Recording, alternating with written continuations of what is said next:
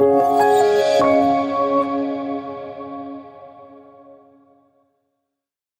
order to get students more active in science, I think it's really important to frame the questions in the situation. Oftentimes, science is presented in a way where it's formulas, it's math, it's information, but it's not contextualized. And so if a student asks, why is something important? If there's no explanation that they can really feel, that they can really understand and become passionate about, or at least be like, oh, that's okay, that's interesting, or I can understand why someone would be interested in that. I think doing that can really help a student have more intrinsic and internal motivation to actually put in the effort to learn something that might not be hard or might not come easily to them. And so I also think making sure to frame education as a process. It's not just a linear learning. You don't just learn one thing and then learn the next thing and then learn the next thing. Everything builds and refers back to it. And so I think by making science more approachable and just making it a little bit easier for the students to see real-world applications, I think that can really help pull them in. Yeah, I agree. For me, how to make students more interested. Well, first is their opinion should matter. I find that if you go into a classroom and ask students what they actually think is interesting, they'll sit there and just stare at you like, what kind of question is that? Their job is not to have an opinion. Their job is to sit and learn what they need to know. And that's the problem. If actually we go in and get their opinion, have their values, what are they interested in, and start from there, and then start investigating the world, then they have a foundation, they have a reason to be there. One thing I find is that in science we tend to say, we don't actually teach science. We teach about things that were found out by scientists in the past. And we found out about theories that they've come up with over time. But the students generally don't have a chance to actually employ the techniques of science. One of the major things about science is to notice something. Just to be observing something that's there and to be curious about something that you don't quite understand. And to then study it, to go figure it out. It's a puzzle.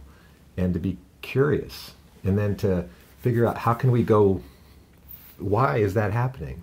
And if you're not feeling it in your heart, then you're not getting it. So science isn't just about how do we take this formula and apply it to this situation. It's about being curious. It's about playing in the world, seeing the world and being curious about the events that are in there. And then using mathematics, using any of the tools that you've learned to go pursue that because it's interesting. In education, we have a tendency to think adults know everything and we have to fill up the students' brains with what we know. And we have to flip it to where it's more a shared journey and that we currently have our ideas, but they're coming in fresh. And it'd be good to get some fresh observations and fresh opinions and then work using the techniques of science to actually use authentic approaches to science in educating students about science. And at MIT, we have a program called UROP, which is the Undergraduate Research Opportunity Program, where we actively engage 95%, well over 90% of the MIT students are involved in actual research at MIT in their undergraduate years, because we think it's wrong not to, that they should have authentic experience in science to develop the tools for actually learning science. First, I think that science is not something different from normal school. Science is a perspective on the world. Science is curious about, well, the way I put it is we live in a magical world, and science is really just looking for patterns that are in that magical world. We don't really fundamentally know why there's gravity. There is. in our universe. We don't know about the universe next door, but there's gravity. And people take it for granted that there's gravity, but I know theoretical physicists at MIT, and they'll spend an hour with you trying to talk about gravity, and you still don't get down to this is exactly why, because it's some subatomic particles characteristics that only happen sometimes. So it's just that we're looking for patterns, and it's a curious puzzle, and we share information with other people, and we find out new information when there's a new telescope or something, and it's just adventure. That's the heart of science. And we just teach the left brain part of science, where it's just, here's a technique. This is something that was found by somebody else. If you have this situation, apply this to do that. And it's important to know the techniques, but it's more important to wonder. And that tends not to be involved in a normal science class. So that's where having a chance in school to have them do their own direct observations of things, or to bring their own interests in and have the class or the focus on something interesting to them and employ the techniques of science to actually investigate it more, would be a very powerful thing. And that's where experiential learning comes in. When you bring in a project or have them define a project and then encourage them to go pursue it. All of a sudden, they're making the decisions, they're using the judgments, and your job is to be a mentor, encouraging them, and not to be the source of knowledge. Your job is really to encourage them, help them along, and provide some resources to help them, but that's it. They do the driving. Comment? Yeah, that sounds pretty good.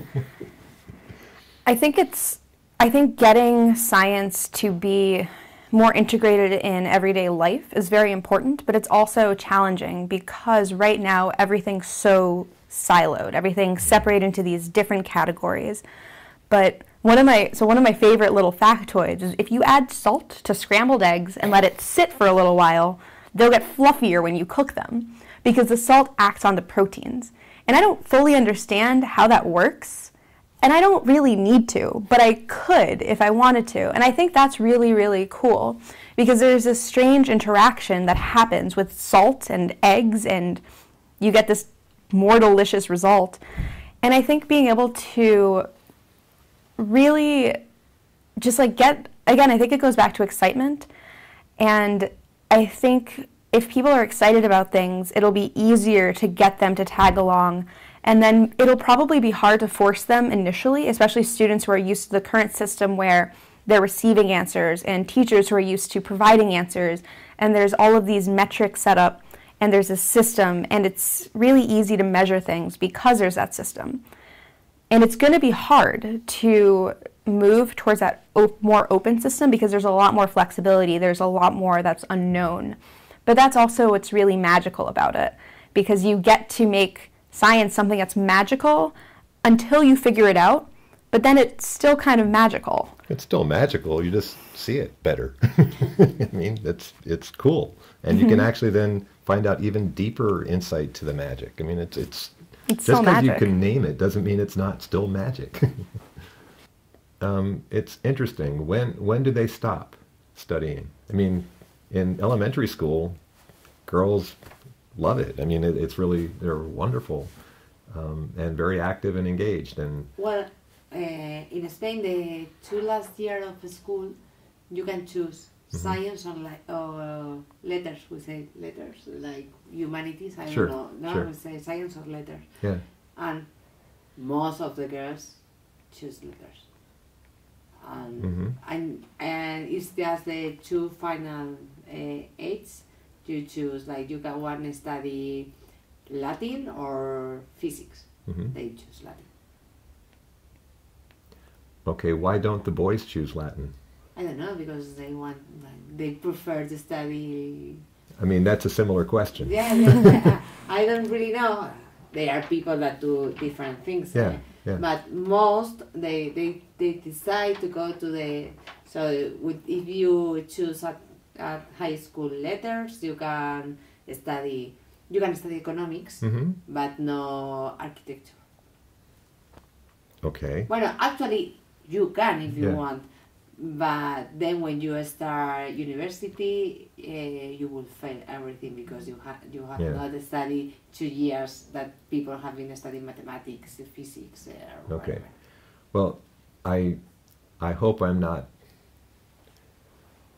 I apologize to the people in Spain about what I'm going to say, okay? But I think it's silly to have students who are that young with undeveloped brains and limited life experience know what they're going to pursue in later life.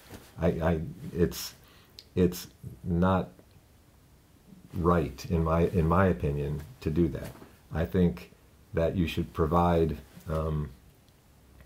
a balanced education through high school, and that there should be, even as they go into college, there should be some choice as to the flavor of the university you go to, but that you shouldn't have to know that you're going to be an architect when you're in 10th grade. That's just not right. You should encourage them to play and to develop the skills that are general to all occupations, and to have the time to experience more before they make those final decisions.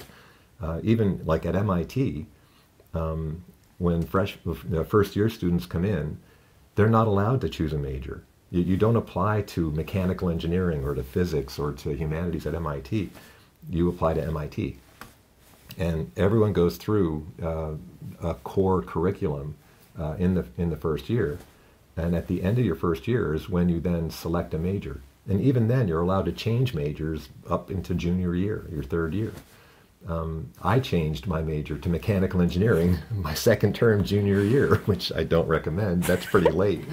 But I'm really glad I did. And I'm really glad I went through the path I did of discovery. So first off, I don't agree with the system, and I would hope that there would be more flexibility. I know that's a hard call. But if the question is how to attract women to be more involved in the sciences, it's basically to stop having a system that prevents it. There's nothing, the women that I know at MIT and everywhere are wonderful. They're amazing. And they lead fulfilling lives, and it's just an incredibly cool thing to do, and it's fun, and it's passionate. It's really cool. And they'll tell you that. The hassle is, I think, in middle school, where the way we teach it and the way we judge it and the way the social setup is what tends to do it. As long as you take any student, girls or boys, but especially girls right now, given that there's fewer of them as role models, we have to just pay more attention to making sure they see the role models and that they feel encouraged, that they feel respected, and that their opinion matters. If you get it to where any person feels like their opinion matters, that they're respected, that they're encouraged, then they're much more likely to feel comfortable in that situation. And if it's an interesting topic for them, they'll go for it. That's true with everybody. And we just have to make sure we're doing that with girls. That's all. It's really pretty simple. On the flip side, with boys, it's important. There are some characteristics where stereotypically, boys tend to be a little bit more impulsive and go for things. Girls have a tendency to want to know the situation more before they take a step out. Both traits are good. And if you have them working together, you can form a very strong team. And this is true on a number of other characteristics, but you'll find that good engineering teams, good science teams are diverse. They have women, men, younger, older. They have different backgrounds. And as long as you respect each other, encourage each other, and are pursuing some shared goal, that's what gets the best team. Just having a whole bunch of one perspective usually gives you very poor judgment. So number one thing is the girls have got to feel respected, be encouraged, know that their opinion matters, okay? And be involved in a social structure around a team or whatever. This is where experiential learning is huge. And as they get comfortable with it, they'll just grow with it just like the boys would. So that's most of it. I don't know. I mean, I think there's a lot of layers that we could discuss. And so I think letting people experience more before they choose is really important. And I know I'm 26 and I graduated college almost 5 years ago now.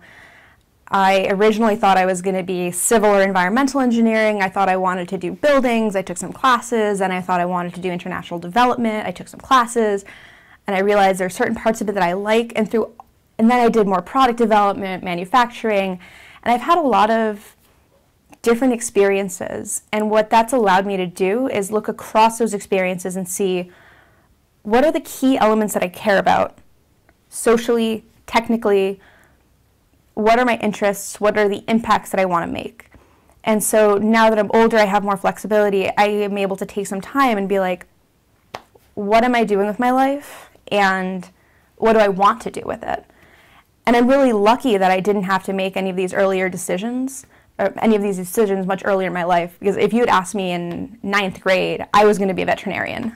That was my role. I was possibly going to study something in humanities because I was okay at math and science, but I could see more about humanities. But then, I wanted to be different from everyone else, so that was part of why I wanted to pursue engineering, because it wasn't really cool.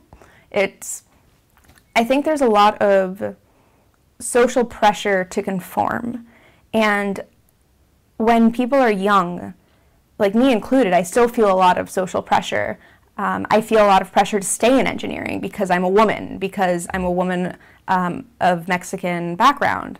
And there's this dialogue of, oh, well, we need more women in science, so people leaving science is bad. But then it's also, well, people should be able to leave. I'm sure there are plenty of men leaving science. You're technically not a practicing engineer right now, but you're using your background every single day to problem solve. And so I think there's this myth that there's this clear pathway, and I think students are always told, and I was told, that you figure out what you want to do when you grow up, and then you go do it. And it's not that easy, because everything's changing, your interests change as you learn different things, and having options is always good, but I think being able to explore those options is really helpful. And then back to more women, I think having role models is extremely important. What made me go into engineering was a postcard that I received that just had, I think it was girls in STEM, and it just had pictures of 4 women doing things that looked interesting. And I had just decided that I didn't want to do veterinary school because I didn't want to deal with possibly killing animals. And just seeing this postcard, they just looked like they were having fun and that they were interested and that what they were doing mattered. And so I looked at it and was like, I think I'm going to try to do that. I'm going to become an engineer. That looks cool. And so that was a really important moment for me. And so I think in a lot of my experience teaching, giving students of all gender this opportunity to figure out what's interesting to them and have them feel like they're capable, I think that's really important. I think it's very common for people to...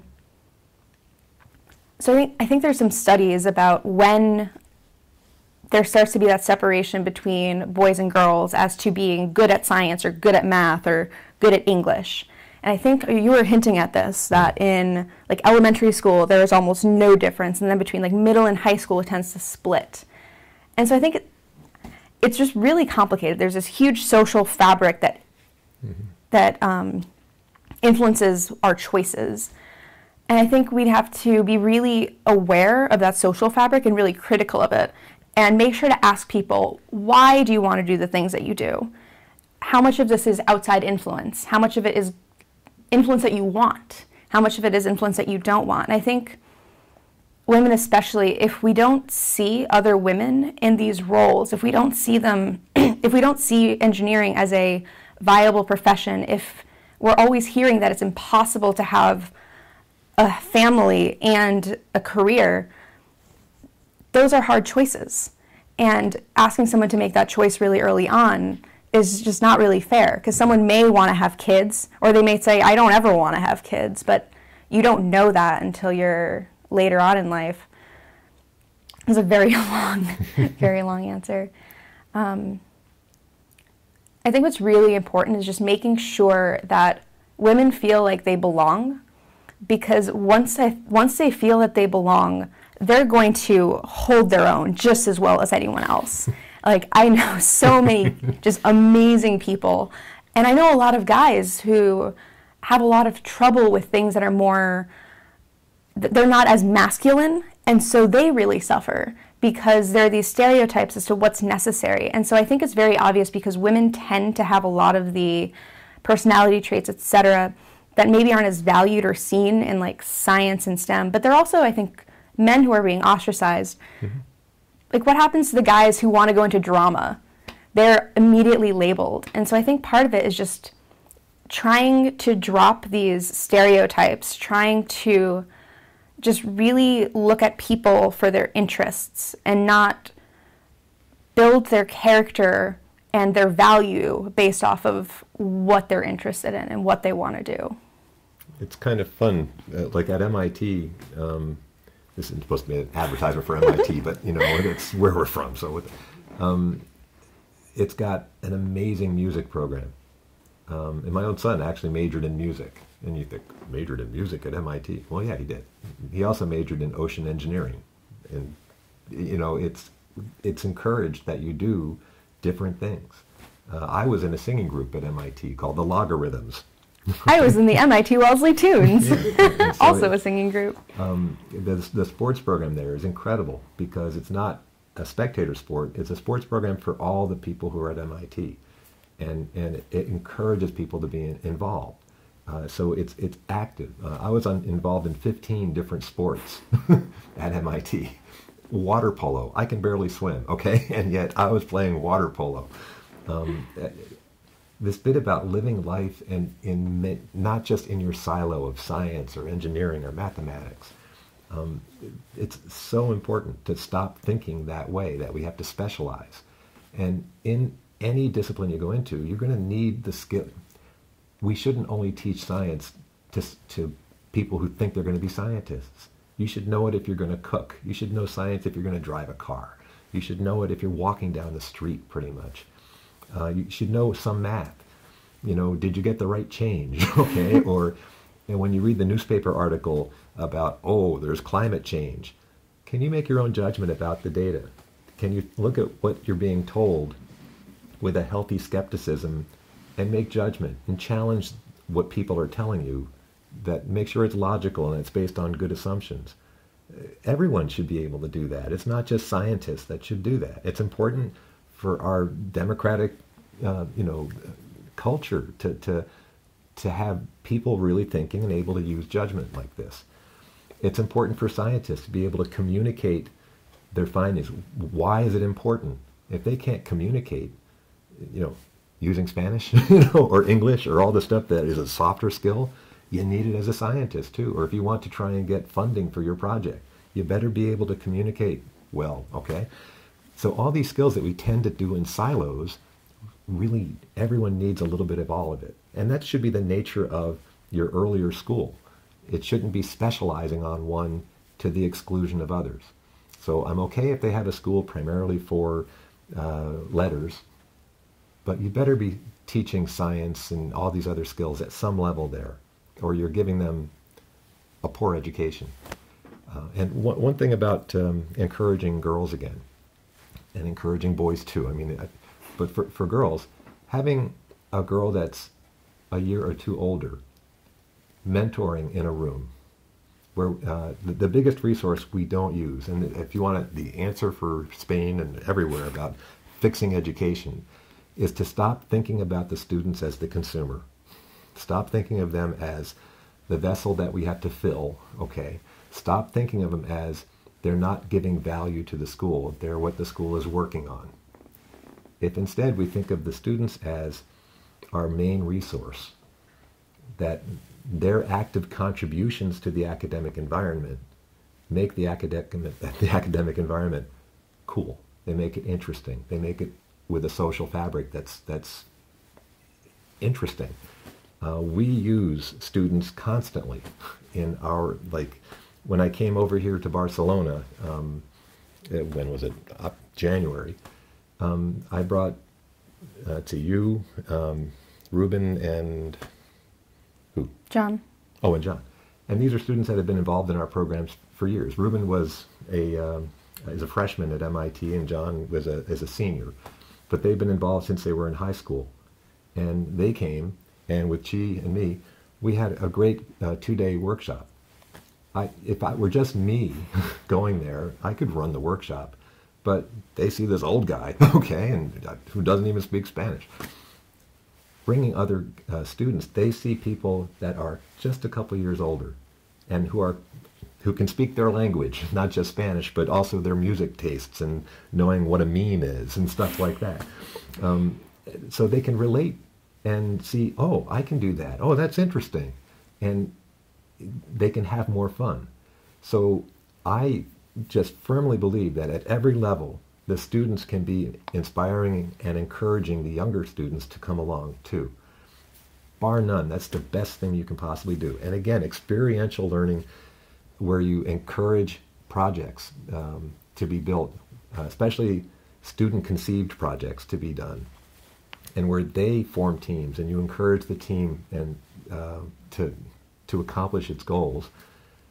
That is where students are making decisions, students' opinions matter, the adult's role is mentorship and encouragement. Then all of a sudden you have a school whose purpose is empowering students and not just testing their knowledge. And that makes all the difference. And it crosses genders, it crosses all the things you're talking about. It's more how humans like to learn, how we actually grew as a civilization. It mimics that. And it just makes it fun again. It makes it interesting. The other layer to that is when you have students able to help teach and mentor other students, not just in the academic subjects, but in other areas of life too. If you have someone who's maybe a few years ahead, they have those extra years of experience. And the older student is able to influence the younger student. They're able to help them understand things, mentor them, give them advice. But the younger student's also asking questions to the older student, making the older student articulate ideas, maybe asking questions that the older student doesn't know.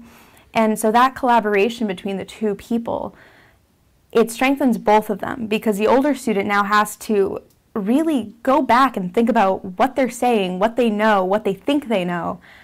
And in their role of becoming mentors and teachers, they're really reinforcing their own knowledge and they're really validating their own role in this system. And so I think on both ends, you end up having these students who are then more confident, more able to deal with being questioned. They're more resilient to challenges because they've been put into these situations that aren't necessarily always comfortable. But if you're used to it if you practice it for a longer time, you're going to get better at it. Once it becomes a normal thing. I mean, like even here when we come to these workshops, we didn't know what we were going to do today. We have a bag full of stuff, but we got there. And the first thing we did was just talk with the students and find out, what have they been up to, and ask them, like, what's interesting, what would be a topic that they'd like to, go into. And they first looked at us like, deers in the headlights. Why are you asking us this question? It's strange. Okay. But after a while, there was some humor, jokes, whatever, and we finally got to where we had a good conversation. And they had some interest there was some chemistry interest, there's some interesting questions and some other things. And we reacted to what they were interested in and then set up what we were going to do. And it was amazing the change in the feeling in the room. And we gave them the option. They could do this thing over here or that thing there. You choose. And bam, we had an amazing time with these students for an hour and a half, 2 hours. One thing to point out here is neither of us are free from anxiety or doubt and questioning. We're walking into this, we're like, okay, we know it'll be okay because we've done this before. but we're still a little nervous. And so I think it's also really important to say that even from the mentor side, this openness, this ability to be uncomfortable, but be okay with that feeling. And for the students to see that we are authentically not knowing what we're doing, and we have to work together on this one. And this is not faking it. And asking the students to really, when we need something to get done, hey, can you do this thing? Hey, you know where everything is in the school. Can you go get this? And getting those students involved, it feels so much better. Because instead of us having to have everything, we're like, okay, can you help us get this? Can you help us get this? And it really diffuses it and makes it just more of a collaborative endeavor. Collaborative, yeah. And that we're just part of a team with them. We're not the source of all knowledge or anything, and we're in this with you, okay? And yeah, we've done things like this before, but we don't know what we're doing now, okay? Like, why is the water white right now? I've never seen that before. It's normally clear. Or, gee, why were you staining the thing first? That's always, I do that at the end. It's like, I like this method. It works in this environment. And we had some really cool results because of it, okay? And that attitude, that the fact that you're smiling, and the fact that the students are in there like with their mouth open and wondering, just because there's strange things happening and there's a puzzle all around and we're having fun, all of a sudden you have a different nature relationship with the students, and you're approachable and you're fallible. You know, you can make mistakes, but they know that you need help. And they feel good when they feel like they're contributing. Because when they are contributing,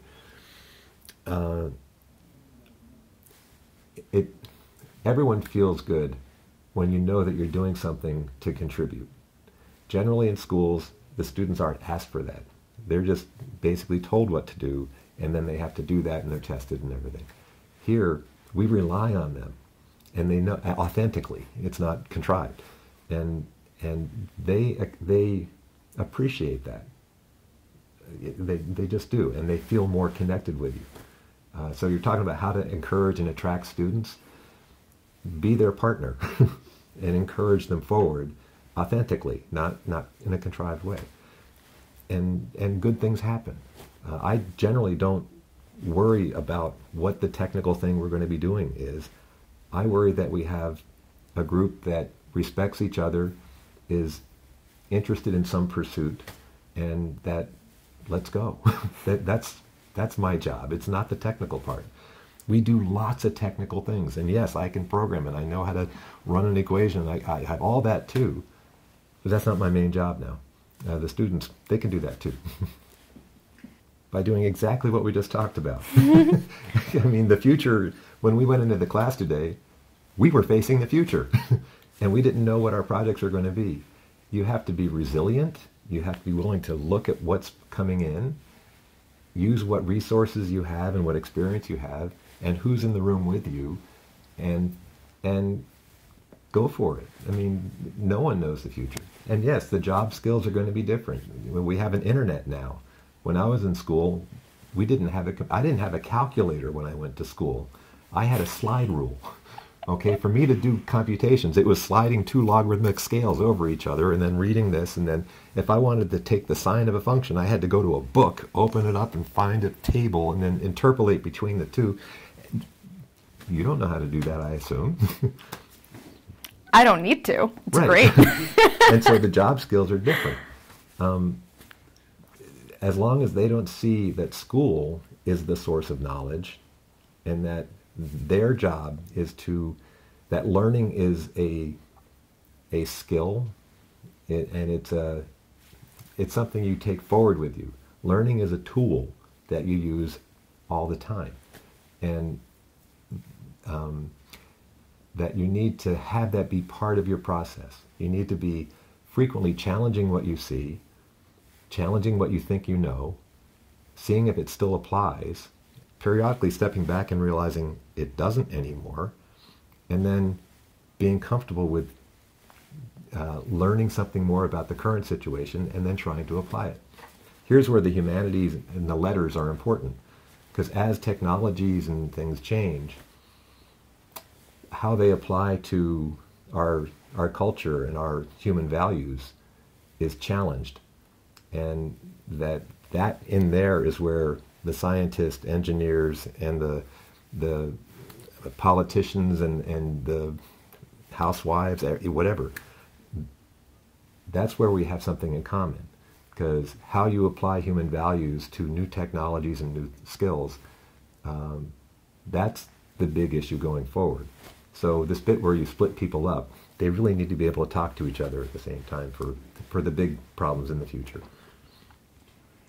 So there's also, so in thinking about roles for the future, there is all of that uncertainty, and I think you touched on this pretty well.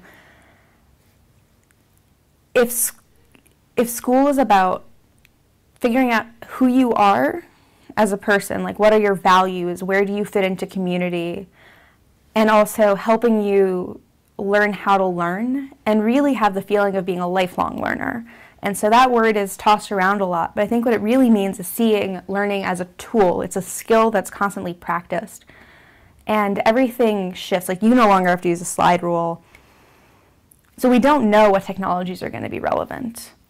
I think there's kind of two aspects. There's human literacy, like emotional literacy, and then there's more science and math, kind of like technical literacy.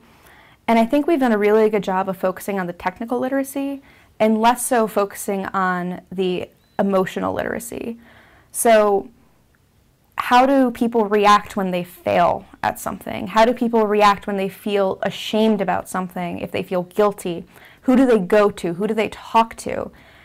And I think if someone chooses this career and it starts to phase out, if they built their identity upon that career of, I am a programmer, I just program computers, and then suddenly we have something else and computer programmers are no longer needed. If they view that situation as, I am no longer needed in society, my role, my career, my identity is gone, they're going to be completely lost. And I would feel lost if that were me too. However, if they see programming as something that they do, as a skill that they practice, as something that they're contributing, if it disappears, their question could then be, okay, what do I do next? How do I see this as an opportunity to learn something new, to contribute in a new way? And I think it's really important to prepare people for the uncertainties that are going to happen, because the only thing that we know about the future is it's going to be different from what we think it's going to be now and from the way it is now. So I think really trying to build resiliency, compassion, just that emotional intelligence is going to be even more important as technology starts to do a lot of these functions that have in the past been a lot more challenging and a lot more skill-based. And now it's going to be a lot more about critical thinking and how do you apply different concepts together? How do you understand enough to know what you need to know? I think that's going to be really valid and really, really important for the future. You know, at first I agree completely. As you were talking, though, I was thinking back, what's my career been? Okay. And like when I set out to go, I went to MIT undergraduate. And when I went there, it was to go into aerospace engineering. And I switched over into mechanical after dabbling with others. And when I got out of MIT, my first job was in the electrical engineering division of Stone & Webster Engineering Corporation. And I did energy modeling for renewable technologies in a utility grid. Okay, and I did consulting in that, and that was the first bunch of years of my career. But over time, after doing some consulting back at MIT, I was in the Center for Advanced, I was in centers where I was working with the Department of Humanities and Social Sciences, and I was developing technologies for studying Shakespeare. Okay, so I was dealing with the Humanities Department, and I've been involved with managing computer and network use within school systems, and I've developed models for banking systems. You know, I've had all these different careers that have been changing through time, and in the past 20 years, I've been with the Edgerton Center at MIT as an instructor, just kind of nurturing and working with students in. I've had many, many changes through time, but yet I'm still me. And I'm still employing the same kind of thought processes and skills and attitudes and heart that I learned before. It's not different. Just the actual details of the thing I'm working on right now is different, but not the fundamental, the heart of it. So that, like you mentioned, I'm not really engineering, but I feel like I'm engineering every day. You know, You're not an engineer. I'm an instructor now. But if I'm trying to create an environment for students to learn, I'm constantly looking at it as a design. And as I'm looking at the human factors involved, I'm looking at the technology that's changed. I'm looking at the communication systems we have now, where it permits us to be working in Spain and collaborating with my students at MIT actively, not just, once a year. There's so many things that are changing, but I'm still engineering, using those engineering techniques all the time. And my communication skills are important, and all that, So again, this siloing of things that you were talking about is one of the big problems we have in education. The world isn't siloed. It just is an entire soup out there. It's okay to do some of this, yeah, great. But if you don't have projects where students are working on real things that cross the disciplines and that bring in their own opinions and judgments, that's why you're losing not just girls, but a good chunk of your students are losing out on that. And you can change that just by bringing project-based learning into the system and valuing it, like we do at MIT. All of these soft skills, they're developed by interacting with people, by being forced to face challenges, work with others, and successfully find some sort of solution. What's really important is to have feedback. Everyone needs to treat every situation, everything new, every time they're working with someone else as an opportunity for betterment. So if you've done a project, instead of being like, all right, I'm done, take some time to reflect, talk to the people that you've worked with, and I think this is very often overlooked, but really reflect on how the process went and what could have been improved. How can you support people who needed some help with some aspect of the process? How can you enable people to work on things that aren't their strengths? So how do you create environments where people can practice things that they're not good at yet or that they aren't comfortable with yet, where it's not the most important thing that they get it completely right that time? So all of these soft skills, I think, are really going to be what distinguishes people who are able to be resilient and really contribute to the communities that they're in, because they're just across every single role. We have to talk to one another, we have to support one another, we have to figure out how to work in teams. And I think really just practicing those will be really important. Yeah, working. I mean, the soft skills, generally, don't they focus on human interaction? I mean, and the best way to do that is to have authentic, to have opportunities for the students to work together collaboratively. And again, the more where their opinion matters and where they're respected and empowered and included in something, just being in that environment nurtures those skills, attitudes, and whatnot. To think that we're going to just have a class, and we're not going to teach you ethics, okay.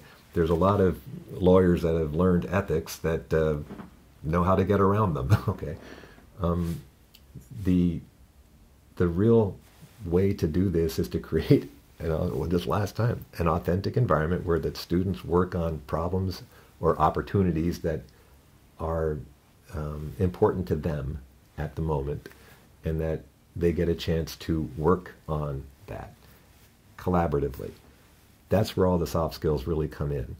And that's where you as a teacher or a mentor can be seeing how students are interacting and gently guiding the situation. For example, in a project, you have a number of people in a discussion. As a mentor, you might be here, and there's a number of groups that are going on.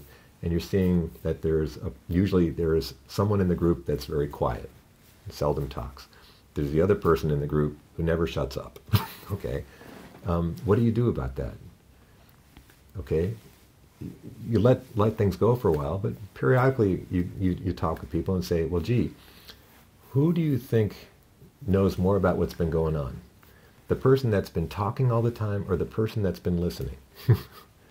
Okay, the person that's been listening and maybe observing other parts of the room, but being quiet, might really know some insight that everyone else just isn't hearing. And how do you get that resource into the group? It's important for the group to hear from that person. And the person that's been talking a lot could really benefit from a larger set of perspectives. The group will be stronger for that. And once the group knows that, okay, what do you do? I mean, one technique is to have the person that talks a lot present what the person who's quiet thinks. That you have them talk to each other, okay? And it's a fun thing. And the group starts laughing about the stereotypes. Oh yeah, he's always talking. Oh, come on, you never say anything. And they have fun, but they're also learning about when you're in a group, think about it. Are you getting input from everybody? Now, I don't know how you teach that in a class other than doing that. And that's the type of soft skill we're talking about, where the respect for the person is quiet. And the respect for the person that talks a lot. You need a spokesperson, right? So I think that's where you can actually encourage students and create an environment for them to develop their soft skills that they'll use through their life. I think something else that's important is making sure to value those soft skills. I feel like they're often undervalued, the ability to communicate, the ability to form good bonds with people. Mm-hmm. Oftentimes, someone who's a good leader is actually good at making themselves less important and really raising up everyone around them. Absolutely. And it's very common for people to look to the most vocal, look to the person who seems to know all the answers, but that person also might not be the most fun to work with. And so I think as a community, trying to figure out, all right, what are our values? Are we going to value the person who is really intellectual but can't work with anyone else? Or are we going to value people who can work really well with other people but maybe struggle with some of the technical aspects? And I think part of that answer is, how do you bring both people closer to the middle? How do you make sure that someone who maybe struggles with communicating begins to recognize that this is impacting their ability to do what they think is important? And I think really trying to make these soft skills something that people aspire to and really want to see in themselves, I think it's a lot of modeling. So if we see people doing things that, one example, I was recently... It's always you. An example from, I was in a discussion and everyone was talking, sharing stories, and then this woman who had been kind of quiet, she was asked to say something because she had a background in the specific topic. And what she did was she re-articulated what she had been hearing in the room and then added her perspective to it. And that was extremely powerful because I was looking at her like, wow, you were listening. You were able to articulate everything that everyone else was saying pretty concisely and help us understand where your thoughts were coming from and how they led to the thing that you are now saying. And in seeing her do that, it made me want to be able to do that better. And so I think these soft skills really need to be modeled by the people in our society, by the people that we look up to. Because otherwise, how are we going to know what to work towards? And why would we? So I think really just role models and modeling these skills that we want is really important. And something you're probably going to cut. It would be really beneficial for our students to see how decision-making could be done in a respectful, collaborative way if our politicians around the world right now would start acting like adults or like like we would like our children to act like, where you actually do listen to the other person and not just think they're always wrong, to see that they have a different perspective on something and that the perspective is valuable. And you may not agree with their ideas, but if you actually could see the problem from their perspective, you'd understand where they're coming from. At some point, with it, you get a deeper knowledge of whatever the problem is, and you can come up with a reasonable solution. That's not being shown in the news very much, and that's one thing that the people that might be making decisions about allocation of resources and whatnot, please learn that. Learn how to collaborate with the people in other parties and whatnot. And one last thing I will say about at MIT, we do the impossible, right? We take on the problems that haven't been done before.